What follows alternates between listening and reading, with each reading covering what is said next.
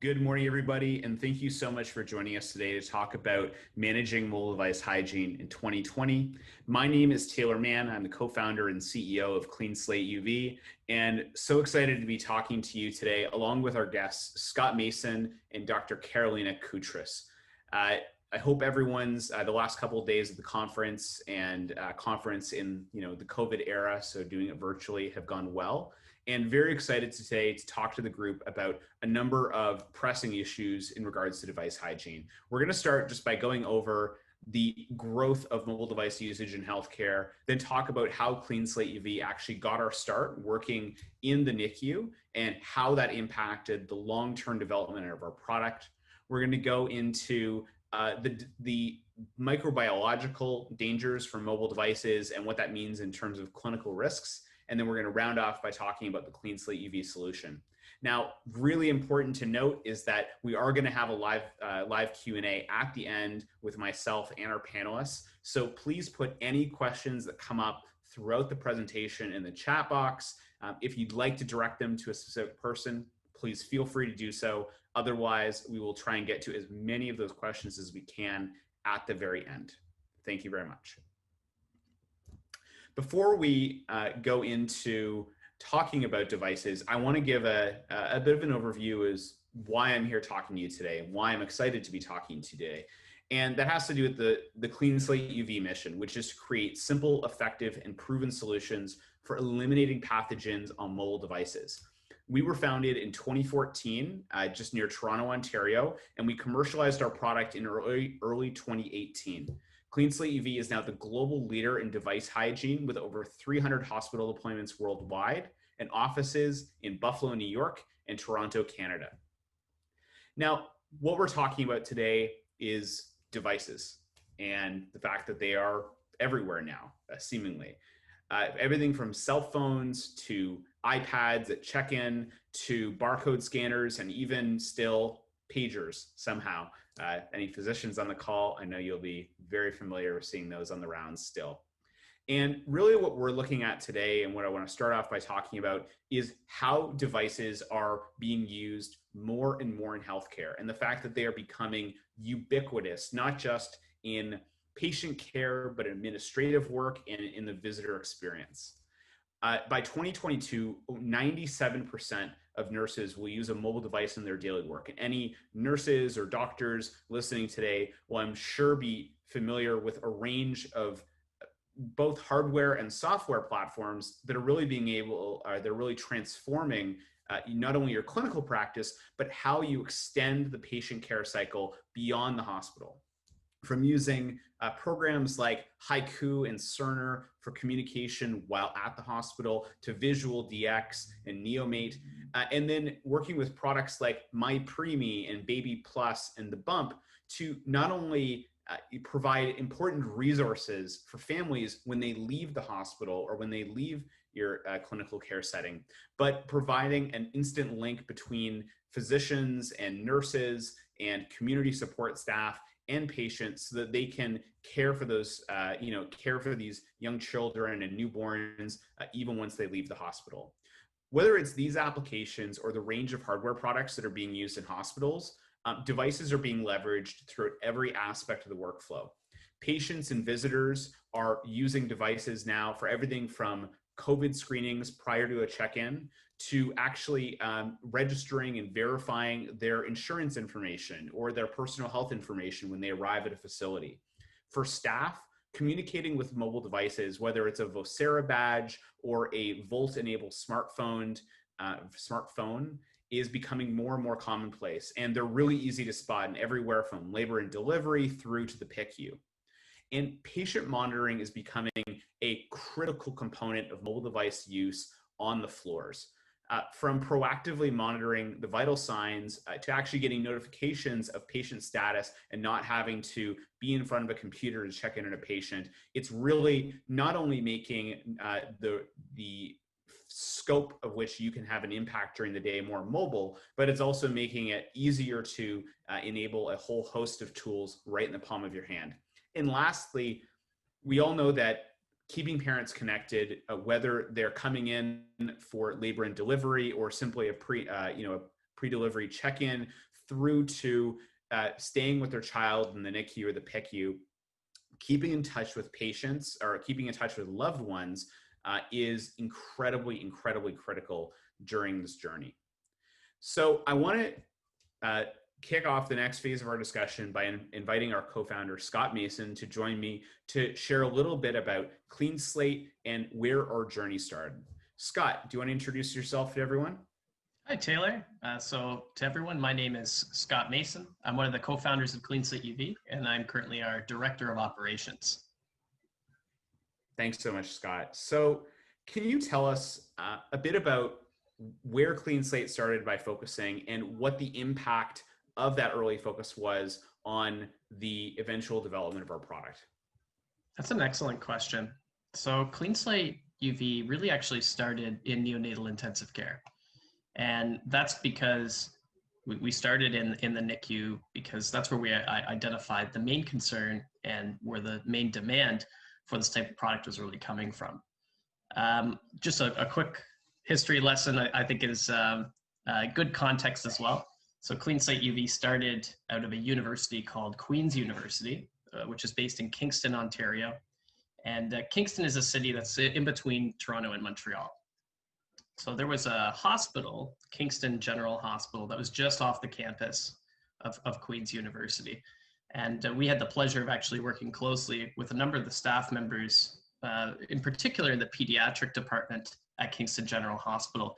And the goal of those conversations was to just gain insight and understanding around these issues that they were facing with mobile devices.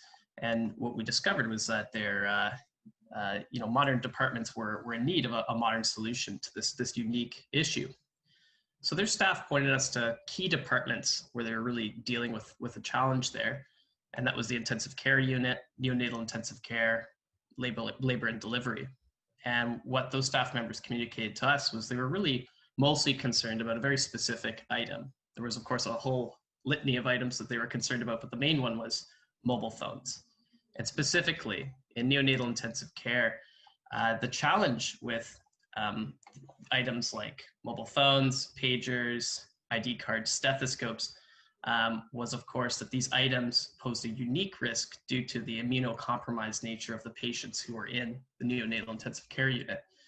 But the challenge is amplified because the visitors to this specific department are parents, and they want to bring their mobile phone with them, not just so they can yak on the phone, but to actually really communicate with loved ones. They want to use their phone to take photos, videos, which are either being live streamed via FaceTime or WhatsApp, live talking to somebody that you love, or you're taking a quick video to send to grandma to reassure her on the progress that this baby is making. So staff found it to be a really challenging thing, frankly, to look at a visitor in the eye and say, hey, look, you can't have this device there.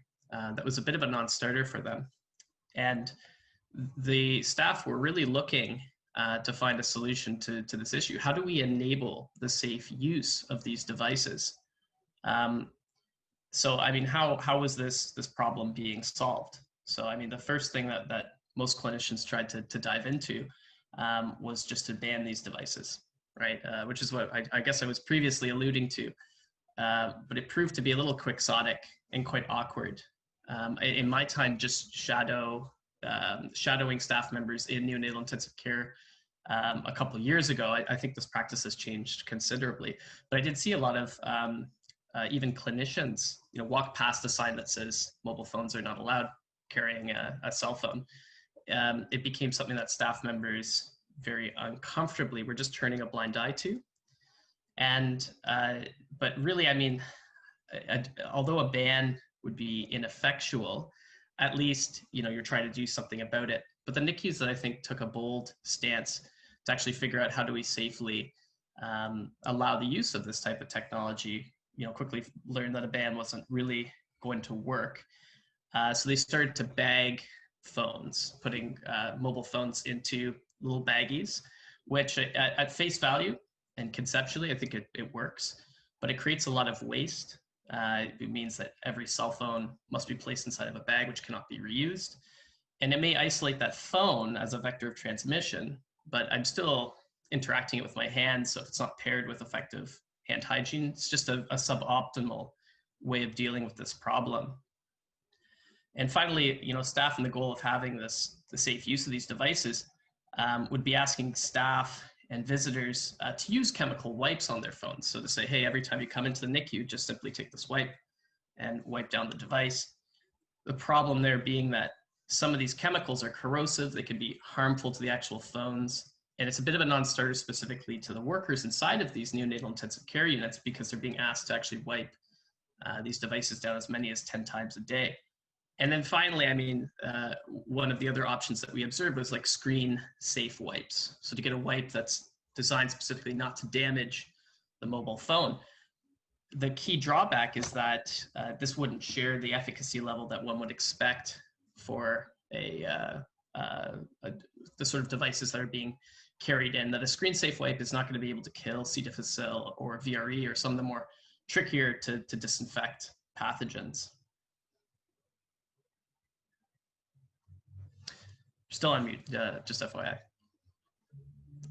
That's fascinating. Thank you very much, Scott. And thank you for that note. So I am curious, can you maybe summarize those learnings and share with the group how did that influence your vision for the product and what you saw as necessary coming out of that research and coming out of the discussion? How did that influence the CleanSlate UV product? Yeah, definitely. So just to briefly summarize, some of the best practices that we saw with staff involved an effective entry-exit protocol. So we saw specifically with neonatal intensive care units, a really effective method was having some sort of a solution that would fit into how people enter into the NICU and ensuring that that product does not bottleneck the most important task of all, which is just doing proper hand hygiene. In addition, that product needed to ensure that the workflow was not interfered as well. So one thing that the wipes, one of the challenges that I didn't touch on previously is most wipes have, I would say all wipes have a contact time. So not only do you have to actually wipe down the device, but most wipes you actually have to leave that residue for up to 3 minutes. Just the act of wiping down the device and leaving it, it's a little slower. So you needed a solution that would fit with this workflow. And something that just would be more practical than simply a ban on these devices. So taking into account all this feedback, we understood that the solution needed to be fast, and so CleanSlate can disinfect to a hospital grade level within 20 seconds, and we define hospital grade as wiping out C. difficile, VRE, MRSA. There's 3 very tricky, hard to kill pathogens, but getting a hospital grade level within 20 seconds. Next to it, we saw the device that was needed that wouldn't interfere with these proper hand hygiene requirements. So we call this touch-free removal. It's the idea that when users enter a neonatal intensive care unit, they drop their items into the CleanSlate and close the lid. But since our lid automatically opens when the cycle is complete, provided that you've washed your hands, which would be the next step, you drop your devices in, close the lid, wash your hands. When I return to the CleanSlate, my items will be there waiting for me. I just reach in and take them out. I don't have to touch the device again, which could potentially reinfect them. And then we understood that the method for disinfection had to not involve liquids, gels, or indeed chemicals of any kind.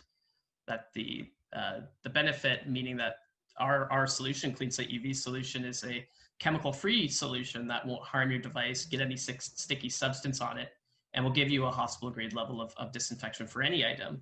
So it's faster than wipes, it's less harmful than wipes, doesn't leave any residue like wipes do. And we found that UV light provided the best option for achieving this hospital grade level of disinfection in the short amount of time that was desired. And then finally, CleanSlate UV sanitizer requires no training to use. We understand that the vast majority of people using CleanSlate are likely to be doing so for the very first time. So to that end, we've kept the signage on the device itself to be as simple and intuitive as possible.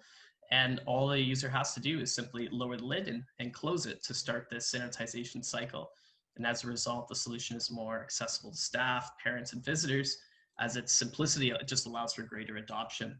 And one final point that I just forgot to make, out of these discussions with neonatal intensive care staff, we actually have on the cover of every CleanSlate is an antimicrobial piece of silver, so that item is self-disinfecting. The idea being that as person 1, 2, 3, as they actually interact with the CleanSlate, that the portion that they touch is self-disinfecting and killing those germs on an ongoing basis throughout the day. Okay, that's really, really useful information, Scott. And thank you so much for sharing with the entire audience not only that journey in terms of the firsthand discussions with practitioners in places like the NICU and the PICU, but also how those how those needs have sort of translated to the broader product goals and what we're trying to do in the scope of full women's health and pediatric care. So thank you so much for joining to talk to us about that. I'm going to move into the next section, which is speaking about not only the impact of mobile devices on the clinical setting, but the risks that are presented by those devices and the mobile risks that it creates in terms of pathogens. And to speak on that today, I've invited Dr. Carolina Koutras, who's our Director of Clinical Research at CleanSlate UV, and we're going to dive into some of the data around this. So Carolina, do you want to introduce yourself and then talk to us a little bit about the data around device hygiene and why this matters? Hi, Taylor. Thank you. And good afternoon, everyone. My name is Carolina Koutras, and I'm the Director of Clinical Research here at CleanSlate UV. And I am going to talk to you today about the data around mobile device hygiene in healthcare and why it matters.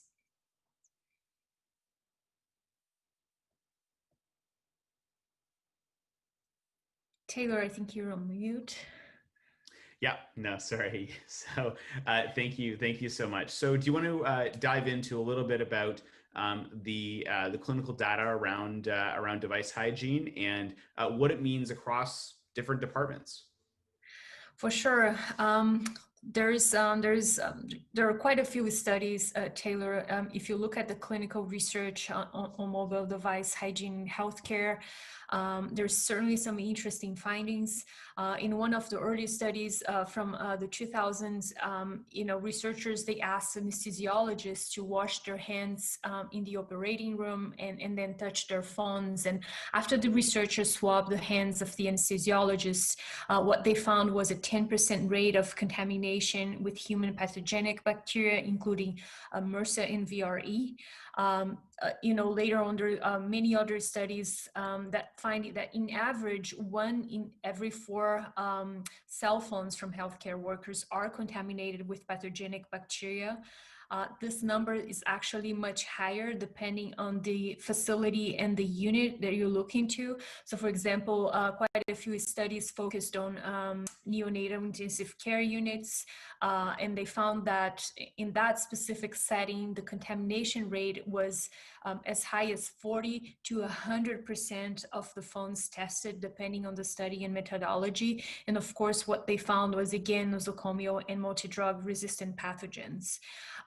Other studies looked not only on bacterial contamination, but also viruses. So one study found that there was a 33% rate of rotavirus contamination in healthcare workers' phones, which is very concerning. But in general, the takeaway messages from all those studies, Taylor, are the following. These mobile devices, they can create an opportunity for cross-contamination in healthcare. What the researchers also see is that in general, device hygiene compliance is very poor among healthcare workers, and that, disinfecting the phones can really significantly reduce contamination load. And all those researchers authoring the studies, they call for reconsideration of the role of mobile phones in the infection transmission chain within healthcare. Yeah, it's very interesting. It's also very, to your point on, the changes that are required, very concerning, and something that I know that a lot of facilities are tackling urgency, but I'd be interested for your perspective and for you to share with the audience, how does this translate into the clinical setting, and how should folks be thinking about device hygiene as it relates to personal hygiene and then transmission both in and out of their practice areas? Yes, I mean, in clinical settings, as you can imagine, phones are often used during and between patient contact periods, often without hand washing. And as a matter of fact, as I just mentioned, we know from these studies that 13 to 37% of all healthcare workers that participated in those studies, they claim to clean their phones. They only do so once every a few days, sometimes once a month. So compliance is very poor. So again, that's very concerning. As these phones also, they come into contact with the hands, but also with the face and in and around the mouth region. And that really creates an opportunity for cross-contamination between the healthcare worker and the patients. There's also a threat to visitors. They come in and out of the hospital, so you could again be increasing that risk and extending it to the community. And of course, in the hospital, there are immunocompromised patients who have an increased susceptibility to acquire infections. And so it's very important to consider the clinical implications of device hygiene. In an ideal scenario, you would have guidelines for hand hygiene that before and after contact with the patient, which is what most regulators call for anyways, but that should also include mobile device hygiene. And that's also what we see as recommendation from all the studies that I mentioned just earlier, that we should incorporate that as part of personal hygiene for healthcare workers. Yeah, that's what you're saying makes a lot of sense, especially from from perspective of both, transmission again within the clinical practice and then out to the community.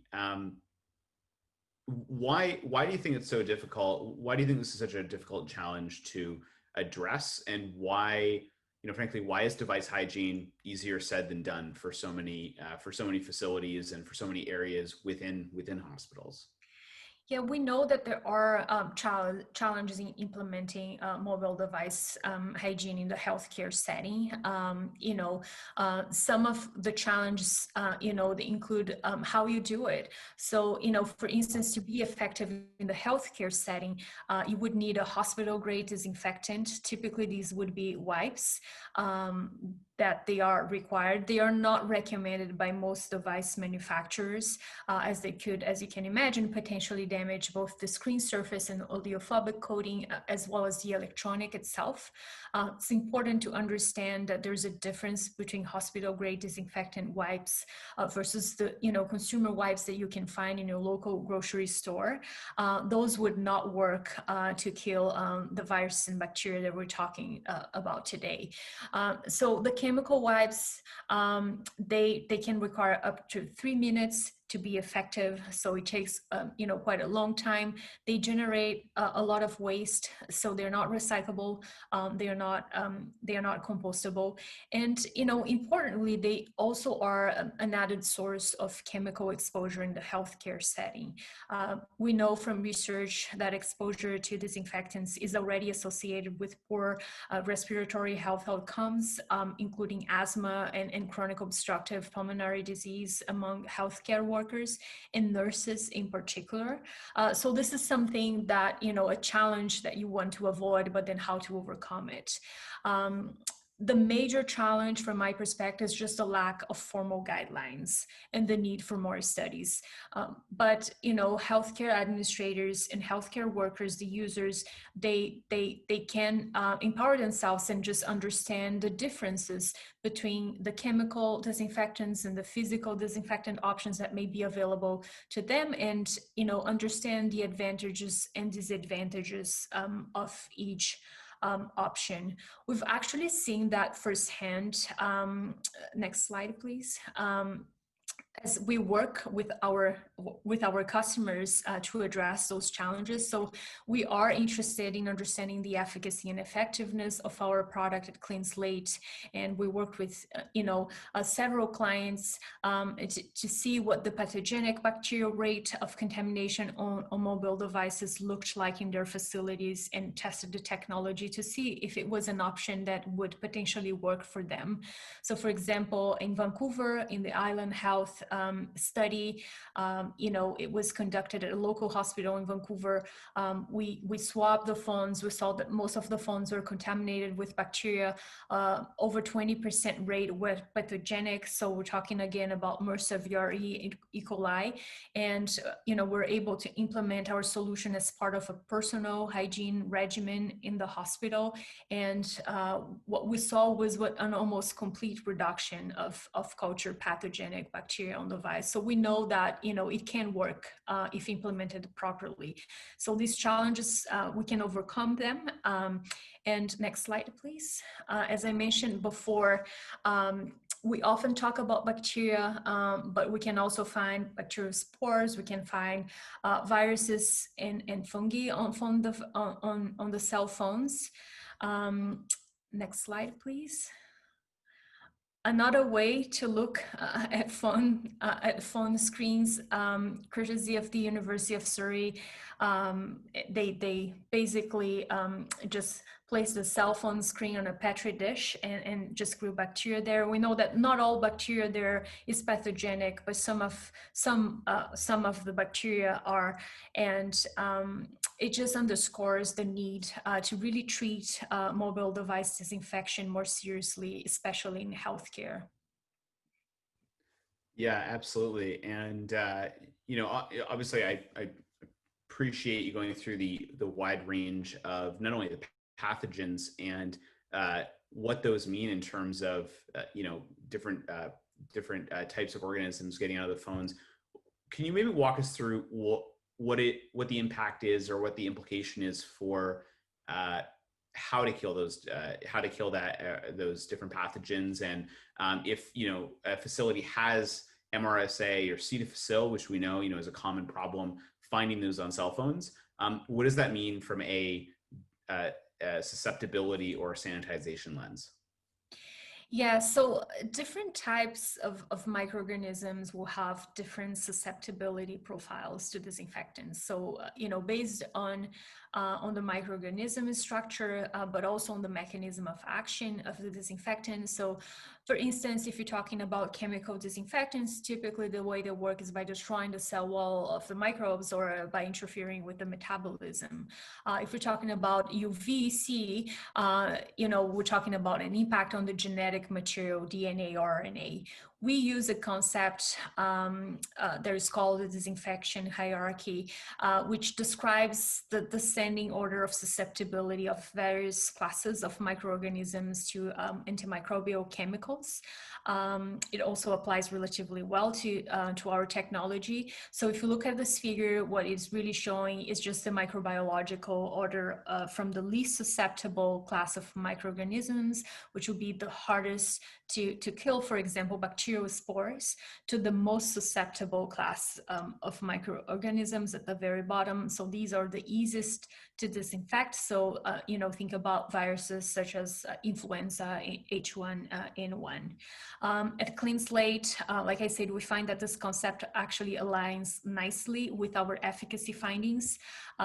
We see a greater reduction rate of microorganisms like the human coronavirus and E. coli than we find with C. difficile spores, for example, but we've been actually successful in significantly reducing all of the challenge organisms that we've tested so far with our technology, which is very reassuring. Now, I talked about coronaviruses. COVID-19 is very much on everyone's mind, just given the COVID-19 situation caused by the novel coronavirus SARS-CoV-2, where we're seeing a growing interest in using UVC technology to disinfect not only general surfaces, high-touch surfaces in the hospital, but high-touch surfaces on smaller items, including cell phones. And, one of the three primary routes of transmission of COVID-19 is through physical contact with droplets that are deposited on surfaces and then are subsequently transferred to a recipient. Based on our studies with coronaviruses, we know that our technology can help customers. They're concerned about SARS-CoV-2 on high-touch items, such as cell phone. And I know that you're going to be talking about that, Taylor. So this is going to be it for me, and I'll be happy to take in any questions later at the live Q&A. Thank you so much, Dr. Koutras. I appreciate you joining to walk us through that, and obviously lending a very clinical and precise lens to the microbiology components of that. So I do want to end today by focusing on how CleanSlate has actually gone about solving this problem and how we have enabled a new normal in device hygiene. CleanSlate is now being used in over 100 NICUs and PICUs across the world, including 5 of the top 10 children's hospitals in the United States. And everything from the focus on efficacy and microbiological efficacy that Dr. Koutras talked about, to the user experience and the firsthand inputs of nurses and administrators and of PSWs across the entire range of care in women's health and pediatrics has played a huge role in defining our product. The 3 main pillars of the way that we've gone about solving this problem is, first of all, using chemical-free technology. UV light is ideal for small, hard, non-porous items such as cell phones and tablets, but extending through to ID badges, barcode scanners, pagers, stethoscopes. And we've designed our product to be big enough to sanitize multiple of these devices at once without using any chemicals. Secondly, we have put a huge focus on speed and ease of use. And the reason we've done this is that if you can make it simple enough that anyone, regardless of whether they are going into the hospital for the first time or whether you're going in for your 4th shift that week, if you can make it quick and easy to use, then you'll actually see an improvement in device hygiene and an easy workflow integrated solution. And lastly, we've adopted very rigorous testing standards. We have gone through, we know that when you're talking about the most, in many cases, the most vulnerable and most precious patients that will be in a, whether it's, a community care clinic or a hospital, we want to make sure that everything that we're putting out there can be trusted and that we have the efficacy data and third-party lab data to support complete safety for patients. So that's how we've gone about solving this problem, but enough with me telling you about it. I want to show you it, and I want to provide a brief video to kind of give an overview of CleanSlate and how the product works. Here it is. In a mobile world, device hygiene and personal hygiene go hand in hand. Here's how you can use CleanSlate UV to keep staff and customers safe. Simply put the items such as your phone, tablet, watch, and other hard-to-clean portable items into the CleanSlate. Close the lid, and the automatic UV process will do the rest. CleanSlate will kill 99.999% of the most dangerous superbugs in just 20 seconds. While your device is being sanitized, you can wash or sanitize your hands to break the chain of infection and ensure that when your device is done being sanitized, you can remove them with clean hands. The lid will open automatically so you don't have to touch the lid and recontaminate your hands in order to retrieve the devices. You can take your devices and go about your day knowing that your phones and hands are now sanitized. CleanSlate UV.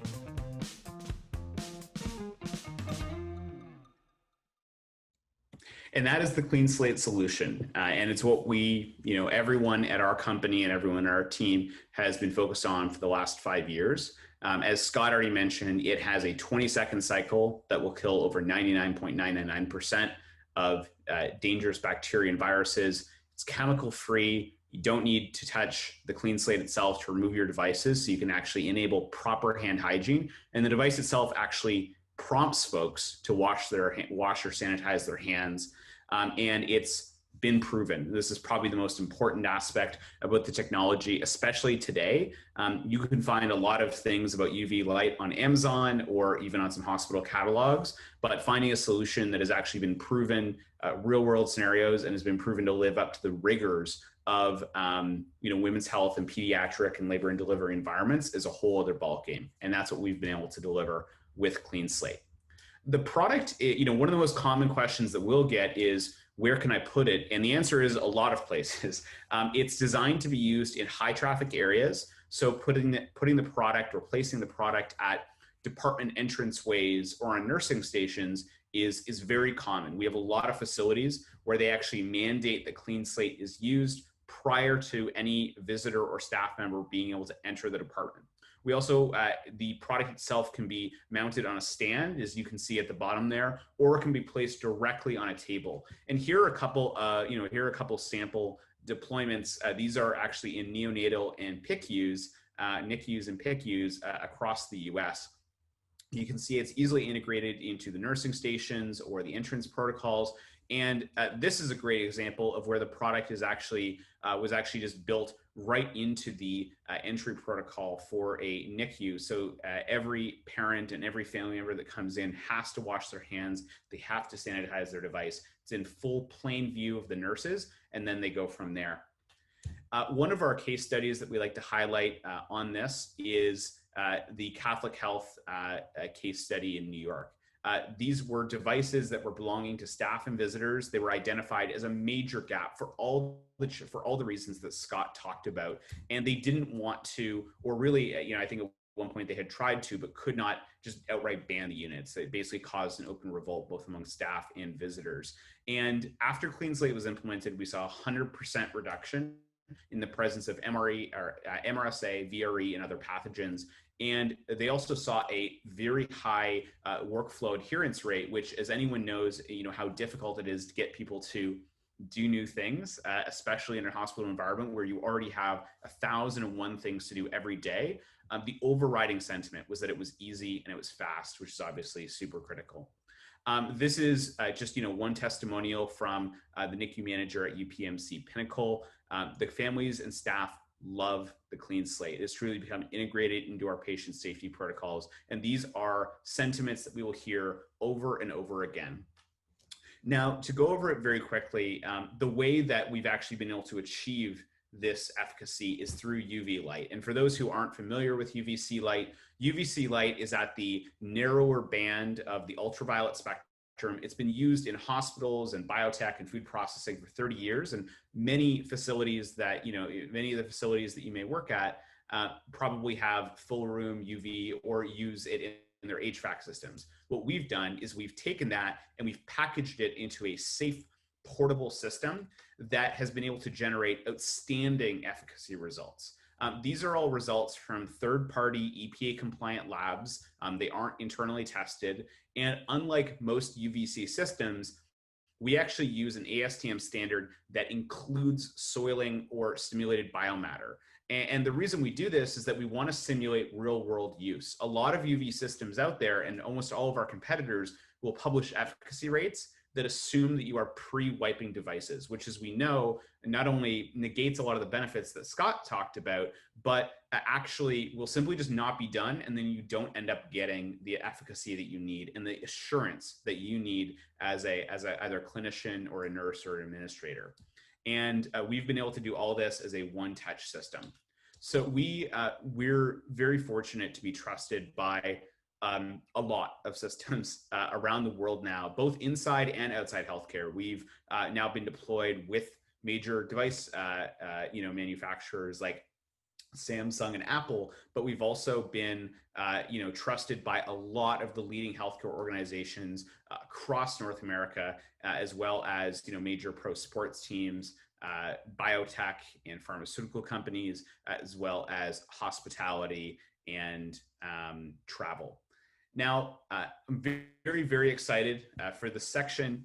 We're going to open this up for live Q&A from the group, and our entire team is going to sit back and answer your questions. So we'll go into that section right now, and yeah. Thanks so much, Taylor, Scott, Carolina, for an incredible presentation. I can tell just from the comments and the feedback in the Q&A that our nurses are highly interested in this topic, and some people even want to know if they're available for home use. So let's dive right into an upper level question. Can this product be used to sanitize other devices like your N95 masks, the clear shields, and things like that? Yeah, great question. Carolina, I'll kick that over to you. Yeah, happy to take this one. We are currently conducting studies actually on different items, and including N95 masks. We are using data that is available from regulators and also several scientific studies showing that you usually require a dose of 1 joule per square centimeter. So that would be the equivalent of a 100-second cycle. So we're currently, like I said, doing these studies, and we'll have the results shortly available, and we'll be sharing through our website. That's exciting. Let's talk about the actual cell phone itself. Do you have to take it out of the case? And if you leave it in the case, does the light get all the way around the edges into the nooks and crannies, all the little trapdoor compartments, etc.? Yeah, I can take that one as well. So obviously, in order for UV light to work, you can shield it from light, the bacteria, but we do recommend our users to leave the cases on. In fact, when we do studies and do the swabs, not only the front, so the screen, but also the back of the phones with the cases are really the dirtiest place of the phone, where we really see the pathogenic bacteria. So we ask them to keep the cases on. The only exception for that is when you have those or flip cases, we ask them to open it and make sure that both the back and the screen are visible when they place it in the device. So another device that our nurses are interested in, that we're seeing because of COVID, all the plastic shields. Can you sanitize those shields with this device and not have that haze that you can get from other products on this shield? Yeah, it's a really good question. So in most cases, the answer is yes, because the material that these shields are made of, which is often acrylic, is actually an ideal candidate to be sanitized with UV light. There are some, it's a bit difficult to say like across the entire spectrum, because it is really a chemical and physics question that can differ by the actual material. But broadly speaking, we've seen fantastic results with that, and we know we have a lot of clients who use especially the detachable ones, because the tray is so large it can fit up to the largest iPad Pro in the market with a thick case. So you can unfurl the thing, put it right in, sanitize it, and then reattach it and go from there. That can be quite effective. So that, you brought up another point there, Taylor. So this unit will take devices up to that biggest iPad Pro, because the size of device is a pretty common question that I'm seeing from our listeners right now. Yeah, so we and it's one of the things that frankly people just love about the product is the flexibility of the tray and what you can put in it. So if you think about everything that you'd have on yourself going in for a shift, often people will have a stethoscope, they'll have an ID badge, they'll have a phone. Sometimes they'll have a smartwatch. You can typically put every single one of those into the tray at the same time. Make sure that there's enough room, that as Carolina said, the UV light will reach all the different surfaces. There's very clear, very simple instructions right in the device on how to do that. And then you can simply run a cycle, wash or sanitize your hands at the same time. And that's how you get, in our mind, good personal hygiene. At the same time, if you're coming in, if you have a family coming into, let's say, the delivery room to see a child for the first time, hopefully not into the delivery room, but nearby. They can do, we designed the product so it won't be a bottleneck. It's a 20-second cycle. It can do up to 4 like iPhones at once. So you can do an entire family's devices at the same time as they're coming in. Everyone can wash their hands simultaneously, and you don't have a bottleneck, which is something that we know, as Scott said, from a nursing perspective, can be a really big challenge just in terms of adding a new behavior into the mix, right? Sure. How about some of the mobile keyboards that are used on units and taken into patient rooms? Do any of those keyboards, can they be used in this device? The long and short answer is it depends on the size. Most keyboards cannot. That's just, the frank answer. So thinking about the typical 12-hour shift, how often do you say or see from your research that a device that maybe a nurse is using needs to be decontaminated across the course of that shift? Great. Yeah, I can take this one. This is a great question. It really depends on the workflow. So we typically work with our clients during deployment to understand where are the best places to place. For individual healthcare workers, they need to understand how often they are touching their devices during their shift, and also if they're placing the device on a potentially contaminated surface. We do always recommend, and we place our units with hand sanitizers. So we really recommend to incorporate it as part of personal hygiene with hand hygiene and device hygiene. But it depends on the context and workflow specifically. And we're happy to work with, individual hospitals to see what's best for their location.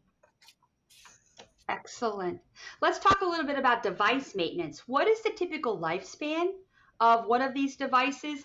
And is there any maintenance, bulb replacement involved in having one of these units? So the CleanSlate sanitizer is designed to last 5 years, but we've actually had some client sites that last longer than that. We stand, of course, behind the product. Every machine that we sell comes with a comprehensive 1-year warranty, and we sell up to 3 years of extended warranties as well. In terms of ongoing maintenance, the only maintenance would be the replacement of the UV lamps, typically on a 6-month cycle. But keep in mind that that 6 months is based off of the device's on time. So most neonatal intensive care units, when they receive CleanSlate, turn it on and leave it on. And so if you were to do that, the machine would run 24 hours a day for 6 months. But we also have some clients, specifically in operating rooms or operating theaters, where surgeries are only scheduled between, say, 6 a.m. and 6 p.m. And if the team there turns off the machine, you can capture that additional length on your bulbs. So, I mean, the simple way is to think of 6 months, so 2 changes a year. The more complicated way is 4,320 hours of use that your biomedical technicians can assist you in planning how many bulbs are necessary. Other than that, there are a couple other sundry items. The gas springs that push up the lid, for instance, over the course of a couple of years could get a little worn, and those could maybe replaced every 2 to 3 years. But that would be the maintenance for the machine. Here's a great question. Nurses always want to make sure they understand the efficacy of a product. Is there a way to run a control to ensure that the machine is indeed working correctly? We can't see all these bugs. It's zapping for us. Yeah, I actually, so there's 2 elements of the product that are actually really, really critical here. So the first is that we actually have a smart monitoring technology right within the device, which is incredibly important because, as you point out, one of the challenges with UVC light is that you're not supposed to be able to see it. If you can see it, you shouldn't be using the product.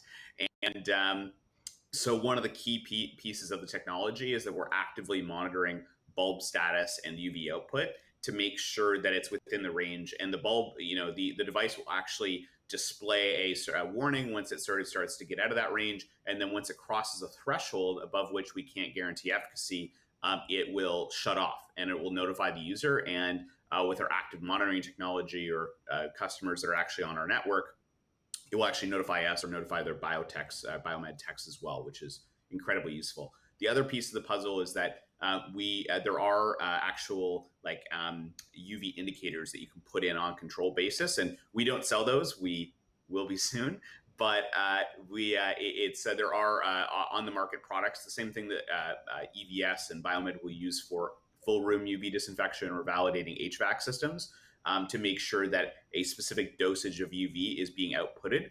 And those are, $1 a piece, so they're quite affordable to do even on a weekly or a monthly basis. Regarding maintenance, sorry, no, go ahead, please. To your point, Taylor, we do efficacy tests, of course, with pathogens. So we do run studies independently with laboratories that use ASTM methods. They are recognized by the EPA, and we have demonstrated, like you could see from the presentation, an over 5 log reduction for many superbugs and nosocomial pathogens, including MRSA, VRE, human coronavirus, and even SARS-CoV-2. Excellent. One more question on maintenance. What about cleaning the lid? I know you had mentioned some of the self-efficacy aspects of the machine itself. So maybe talk about how you keep the product clean and efficacious. That's an excellent question. Oh, no, Taylor, you want to take it? No, please. That's an excellent question. So when we originally designed CleanSlate, that was a concern for us was how, wouldn't it be ironic to develop an infection control product, but have that product itself spread germs? So yes, that's correct. The lid is antimicrobial and self-disinfects every 30 minutes. But of course, the excellent question is, well, how do I clean this device? That's one of my favorite questions, because we designed CleanSlate to be cleaned and disinfected with whatever product you have available in your hospital. So we have some, well, I mean, as somebody who loves CleanSlate, I hate to say it, but you can use bleach on your CleanSlate to disinfect it. It'll leave streaks, for instance, on the lid. It may not look nice, and of course it is harder on the device, but that's perfectly all right. Now, if your hospital is using Sani wipes, you can use Sani wipes as well. Our recommendation is that you simply add your CleanSlate sanitizer to the regular schedule of cleaning. So if you have staff coming in on a daily basis or on a weekly basis, just to add to that schedule to wipe down your sanitizer. Some of our listeners are asking for help with a barrier, and that would be, how do you navigate the issue of facilities not wanting to purchase a device like this because there are maybe easier or more affordable solutions, such as a cell phone ban, like you discussed early on, and effective cleaning wipes?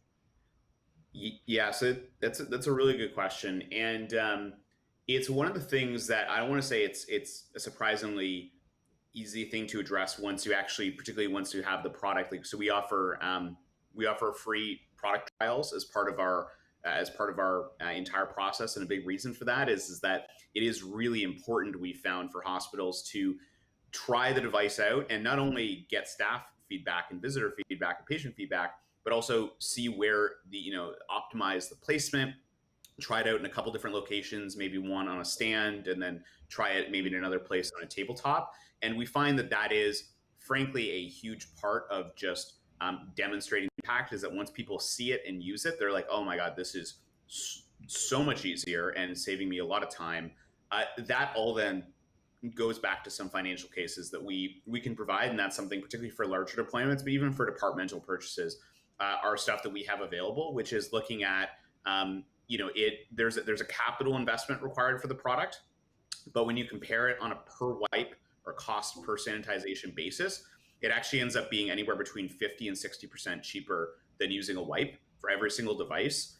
We see, by and large, significant reductions in bacterial loads on devices, and you see huge jumps in actual staff and visitor compliance with the technologies. So ultimately, what you're doing is you're not only reducing the waste from chemical disinfectants and reducing the waste from wipes, which is a huge environmental concern, but you're also, in the end, seeing not only cost savings, but also better outcomes, and a process that frankly, people just are a lot more likely to adhere to. And that's ultimately, everything that Scott mentioned in the presentation, everything comes back to how do we not only, if you have the best solution in the world, but no one uses it, then it's not really having the impact you need it to have. And that's what every part of CleanSlate, from the signage that we'll provide to clients to encourage usage or to tailor that to their application, to walking folks through as part of the sales process, actually going through and saying, okay, where are your bottlenecks, where are your concerns,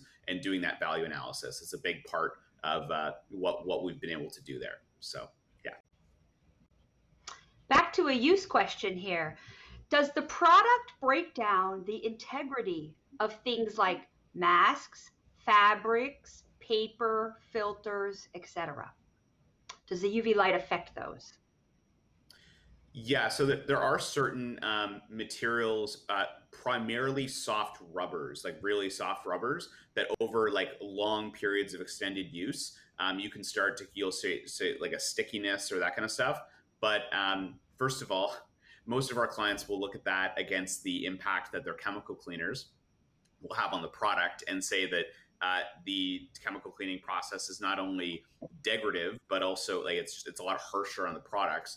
But then the one thing that I should mention there is that there are certain things, like fabrics being a really good example, where UV light is not the most effective method of disinfection. And this is an important thing to highlight, because there's no silver bullet in infection control. It's one of the things our team will say over and over again.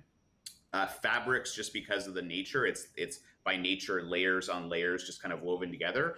The UV light will penetrate the first, maybe the second layer, and then by the third, you start to get diminishing returns. That's why Carolina mentioned, instead of a 20-second cycle to do like an N95 masks in our initial testing, we're looking at 100-second and like a special cycle button just for N95 masks. So it's not perfect in all cases, but by and large, much less, much softer of a treatment than you'll get from professional grade chemical cleaners, with much lower impact as well on the actual users, like hands, their occupational health, all that kind of stuff. Excellent. Now back again to those edges and getting everything exposed to the light. Jamie's asking, how well does it work with multiple ID cards, like cards on a badge reel? So something a little more difficult to maybe lay flat or get all the edges exposed. No, that's an excellent question. I wish I had like my ID badge with me, but what we recommend in those circumstances is just simply to fan the items out. So UV, of course, disinfects by line of sight. So it's important that any items that are placed within the CleanSlate are not stacked or touching, to ensure that the product can get 360 degrees of that item. That being said, though, CleanSlate can comfortably fit. I'd say, it's a bit of a guess because smartphones are always getting bigger or changing in size, but I think it's safe to say that you can comfortably fit about 4 mobile phones in there. So you do like 3 along and then maybe 1 in the front. But again, it's so important that those items be, have at least a little bit of space in between each of them and are not stacked on top of each other. That makes sense. So Carolyn, I hope you don't mind what I was hoping to do, just because I know we only have 2 minutes here. I've been reading through a bunch of the questions on the side as well. Why don't I just rapid fire through a bunch of these so I can answer as many of the people's questions. What I will say, if anyone wants any follow-up questions, we have a fantastic team of implementation specialists. Please just go to our website, cleanslateuv.com afterwards. We'd be happy to get in touch. We have folks in all regions of the country who can come out and do in-person or virtual demos. So just to go through a couple of these questions, cost. It depends on the configuration and your region. Often, though, we can work to get under capital budgets, or to from a broader implementation or larger implementation standpoint, there are substantial discounts available to healthcare facilities, which I know is another question. Another question was, how can you put things like glasses or watches or those kind of things? Any of those hard, non-porous items, I put my glasses in all the time. If you have transition lenses, it'll actually transition them, but then they'll come back after 20 seconds, come back home. And smartwatches, again, great application for the product. And some folks had asked about the biotesting standards and how we've actually validated it. As Dr. Koutras mentioned, we've done extensive third-party testing. We've had now 2 academic papers written on the product, one of which is available in the American Journal of Infection Control. And from a overall product thesis, we want to make sure that that's being done. So another question is on software updates. Software updates and firmware updates are included with the product, no charge throughout the lifespan of the product. Very, very important for us. And then we had someone ask, has this been studied with medical devices or point of care devices? CleanSlate can't sanitize like critical or semi-critical medical devices, but we can do hard, non-porous, non-critical items, stethoscopes, that kind of stuff that we've done testing on. Again, happy to expand on that. It looks like we're out of time today. So on behalf of AWHONN, thank you, CleanSlate Technologies, Taylor, Carolina, and Scott, for a really highly engaging session. And we look forward to learning more at your website, cleanslateuv.com. Have a great day, everyone. Enjoy the Thanks so much, everyone. Thank you. Take care.